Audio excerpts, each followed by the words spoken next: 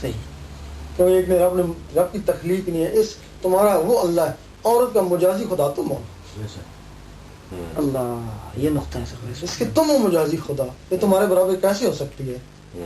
پھر دو ملا کے نا آگے پیچھے تو پھر ایک کے برابر کر دیں نا. اس وجہ سے ایک کی گواہی نہیں ہے. بس صرف یہ وجہ ہے کہ مرد برابر نہیں نا, مرد کی نہ دیدار کر سکتی ہے نہ اس کو اللہ نے تخلیق کی ہے نا, یہ مرد سے نکلی ہوئی ہے. تو کوئی عورت بھی دیدار نہیں کر سکی سر؟ نہیں, حضرت فاطمہ زہرا نے کیا ہے صرف, لیکن ان کو بطول کہتے ہیں. اچھا. ان میں جو روح تھی نا وہ مردانہ تھی, جسم تھا زنانہ تھا. اللہ. آپ بطول تب کہتے ہیں کہ عورتوں کو ہر مہینے پیریڈ آتے ہیں. جی سر. ان کو پیریڈ نہیں آتے تھے. صحیح. جن عورتوں کو پیریڈ نہ آئے ان کو بانڈ کہتے ہیں. ان کی اولاد نہیں ہوتی ہے, ان کی اولاد بھی ہوگی. بے شک. پیریڈ بھی نہیں تھے, اولاد بھی ہوگی. اب رہا سوال کہ اولاد کی پرورش تو خون سے ہوتی ہے, تو خون تھا ہی نہیں, پرورش کیسی ہوگی؟ پھر وہ نور سے پرورش. سبحان اللہ. اولاد کی پرورش نور سے ہوگی نا, تب نوری اولاد کہتے ہیں ان کو. اسی لیے اگر کہ وہ شعر ہے کہ ان کی نسل پاک میں بچہ بچہ نور کا. ان کی پھر آگے جو ہے نا, پھر آگے نہیں. یہ 7 تک رہا ہے, 7 نسلوں تک اس کا اثر رہا, اس کے بعد پھر ختم ہو گیا. 7 سے 11 تک جو ہے نا وہ امامت رہی, انہی میں رہی. اس کے بعد امامت جو ہے نا وہ امت میں چلے گئی. امام حنیفہ میں چلے گی, امام مالک میں چلے گی, کبھی سادات میں, کبھی امت میں, کبھی سادات. یہ نہیں, مگر امام ابو حنیفہ تو امام جعفر صادق کے وقت میں تھے.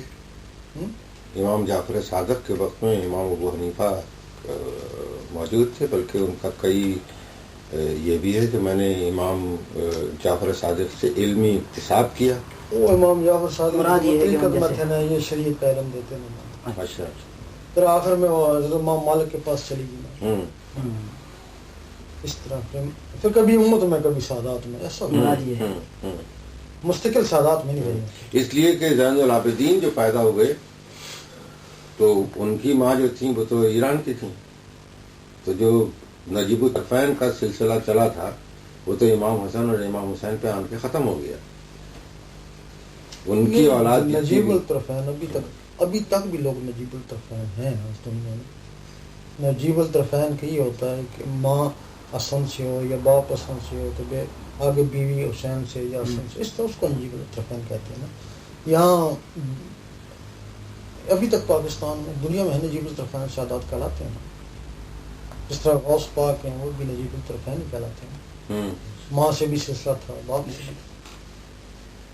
نہیں, مگر یہ کہ اس میں جو بلڈ باہر کا شامل ہوا, مثال کے طور پہ امام بلڈ پہلے جو تھا بس نور ہی نور تھا نا, پھر جب بلڈ آیا نا تو نور کے ساتھ بلڈ بھی شامل ہو گیا نا. کچھ عرصے بعد نور ختم ہوا, پھر بلڈ رہ گیا نا. پھر بلڈ میں نور ان کو ڈالنا پڑا نا. اور اماموں تک کسی کو ضرورت نہیں تھی چلے ویلے کی, کسی سید کو ضرورت نہیں ہوئی اماموں تک. اس کے بعد سادات کو بھی چلنے کی ضرورت پڑی ہے نا, اس نور کے لیے جو بلڈ سے نکل گیا تھا. اس نور کا اثر وہاں تک رہا نا. نور کا اثر ختم ہو گیا تو سادات ہیں, پھر بھی چلوں کی, پھر بھی ان کو چلوں کی ضرورت پڑی ہے. اس چلوں کی ضرورت نہیں, چلوں کی ضرورت, وہ نوری نوری تھے, وہ نوری نوری تھے. 7 پشتوں تک چلا.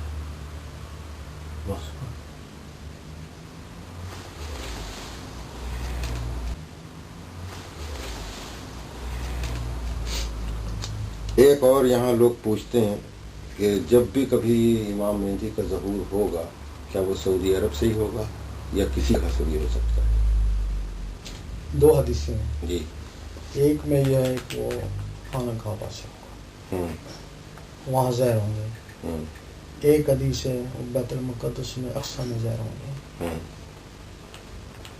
اب اگر آپ دونوں حدیثوں کو ماننے والے ہیں تو پھر ان کو دونوں جگہ آنا چاہیے. اگر وہ ایک جگہ آتے ہیں تو دوسری حدیث والا نہیں مانے گا کہ ان کو تو بیت المقدس میں آنا تھا, کعبہ میں کیسے آگے؟ تو جو کعبہ کو مانتا وہ کہے گا بیت المقدس, ادھر آنا تھا ادھر کیسے آگے؟ پھر اور جھگڑا ہو جائے گا نا. اس کا مطلب ہے دونوں حدیثیں بھی غلط ہو گئی. کیوں؟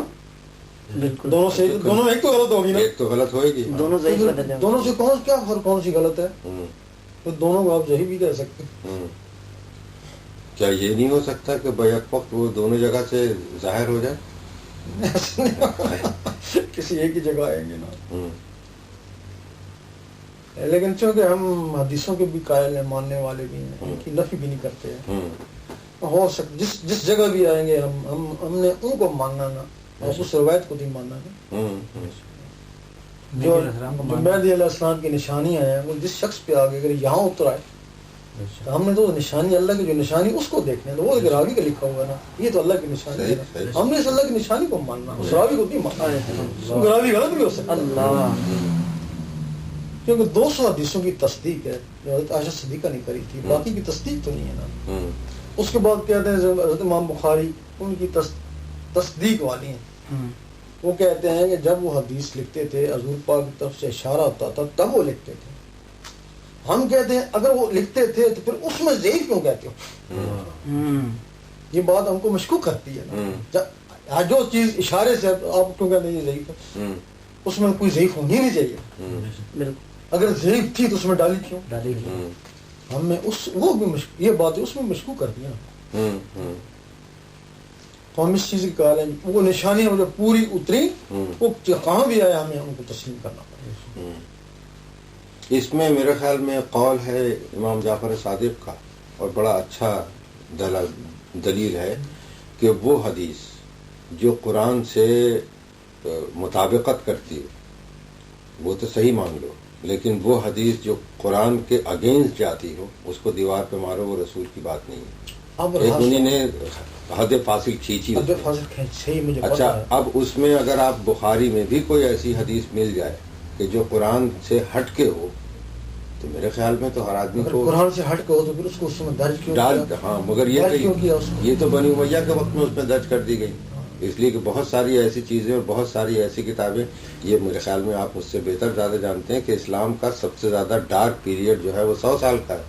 انتقال رسول کے بعد سے پہلی کتاب جو ہمارے پاس ہے, پہلی کتاب پورے روئے زمین پہ قرآن کو چھوڑ کے, وہ ابن اسحاق کی سیرت النبی ہے, اور 100 سال کا کہیں پہ کوئی لکھا ہوا ایک پرزہ ہم کو کہیں نہیں ملتا. وہ جو کچھ بھی ہے سینہ بسینہ, میں نے آپ سے کہا, آپ نے ان سے کہا, انہوں نے ان سے کہا, کتابی شکل میں کہیں نہیں ملتا. وہ گڑبڑ ہوا سارا. اچھا, چونکہ تحریری کہیں نہیں ہے اسی لیے آج پوری امت مسلمہ, بھائی رسول کب پیدا ہوئے تھے یہ تو ایک مان لی جاتی ہے بات کہ انون تھے, لیکن پوری حکومت بن چکی ہو, مدینے سے مکے تک اسلام پھیل چکا ہو, پورا عرب سرنگوں ہو چکا ہو, اور آج تک آپ مجھ سے بہتر جانتے ہیں کہ پوری امت ایک جگہ پہ قائل نہیں ہے کہ رسول کا انتقال کس دن ہوا تھا. اور یہ ایک ایسی زبردست ہمارے یہاں کمزوری ہے کہ ارے اتنا بڑا شخص اس دنیا کو چھوڑ کے گیا ہو اور یہی نہیں آج تک تصدیق ہو سکا کہ کس دن وصال ہوا ہے. 12 دن کے اندر ہوا ہے, 28 سفر کو ہوا ہے, یا کس دن ہوا ہے, کوئی تصدیق اس کی آج تک تحریری نہیں. زیادہ یہ سوال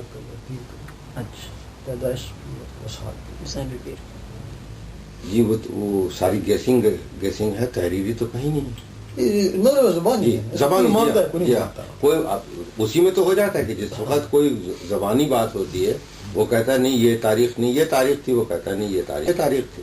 اب راز سوال امام جعفر صادق کا جو دور تھا بڑا قریبی دور تھا نا حضور پاک. جی جی, جب انہوں نے بھی کہا کہ جو حدیث قرآن سے مطابق نہیں رہتی, اس کا مطلب ہے ان کے زمانے میں بھی ایسی حدیثیں تھیں. اللہ, تاریخ نہیں یہ تاریخ تھی. اب راز سوال امام جعفر صادق کا جو دور تھا بڑا قریبی دور تھا نا حضور پاک. جی جی, جب انہوں نے بھی کہا کہ جو حدیث قرآن سے مطابق نہیں رہتی, اس کا مطلب ہے ان کے زمانے میں بھی ایسی حدیثیں تھیں. اللہ, یہ ثبوت ہے, اس بات یہ ثبوت ہے, زمانے میں بھی ایسی حدیثیں تھیں. بالکل. بھائی ایک تاریخ میں ابھی پڑھ رہا تھا کہ حضرت عمر نے ایک دن ابو ہریرہ کو سڑک پہ پکڑ لیا اور پکڑ کے اتنے زور کا گھوسا مارا کہ ان کے خون منہ سے بہنے لگا. تو معلوم دیا کہ انہی نے وہ رسول کے پاس شکایت لے کے گئے کہ صاحب مجھے بے وجہ مارا. تو انہوں نے کہا کہ نہیں, انہوں نے غلط حدیث پیش کی تھی. تو رسول اللہ نے کہا کہ اکثر اوقات ایسا ہوا ہے کہ سمجھنے میں غلطی ہوئی ہے, اپنی طرف سے انہوں نے